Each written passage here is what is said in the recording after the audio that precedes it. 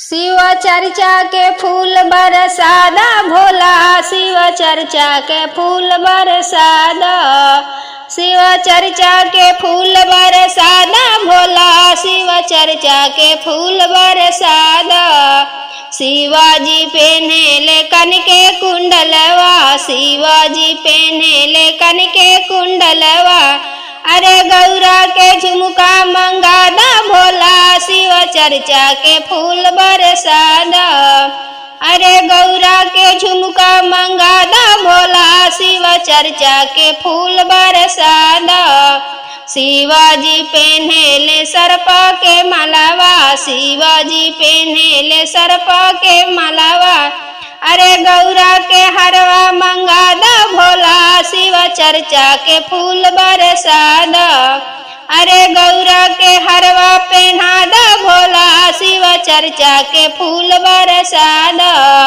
शिवाजी पहनेले मिर्गा के छलवा, शिवाजी पहनेले मिर्गा के छलवा, अरे गौरा के लहंगा मंगादा भोला, शिव चर्चा के फूल बरसादा।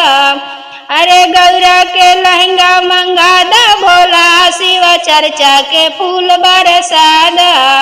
शिवाजी के हाथ में त्रिशूल डमरुआ, शिवाजी के हाथ में त्रिशूल डमरुआ, अरे गौरा के लहठी के चूड़ी मंगादा भोला, शिव चर्चा के फूल बरसादा।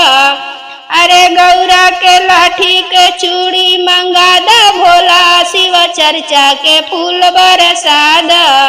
शिवाजी पहनेलन गोड़ में खरहुआ, शिवाजी पहनेले गोड़ में खरहुआ, अरे गौरा के पाँव के पैजनिया मंगादा भोला, शिव चर्चा के फूल बरसादा।